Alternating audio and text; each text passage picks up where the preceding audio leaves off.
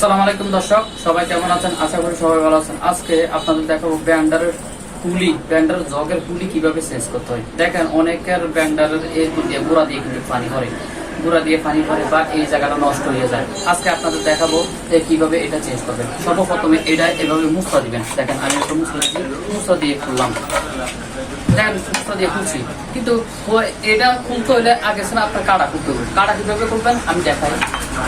প্রথমে এটা কাপড় দিয়ে ধরবেন, ধরে এটা মুসরা দিবেন। খালি হাতে কিন্তু মুসরা দিবেন না, মুসরা দিলে কিন্তু এটা কিন্তু অনেকটা হাত কেটে যাওয়ার সম্ভাবনা থাকে।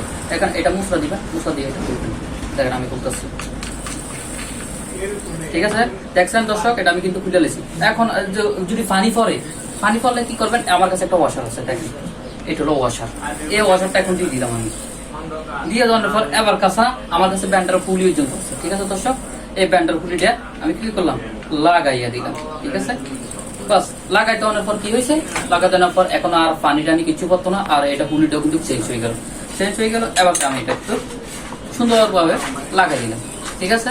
আপনারা এটা কিন্তু চাইলে কিন্তু বাড়িতে বসে কিন্তু এটা ঠিক করতে পারবেন, খুব সহজ। আমার কাছে পুলি আছে, পুলি নিয়ে কিন্তু বাইক বইয়ে কিন্তু এটা খুব সহজে কিন্তু ঠিক করতে পারবেন, ঠিক আছে দর্শক? আসসালামু আলাইকুম।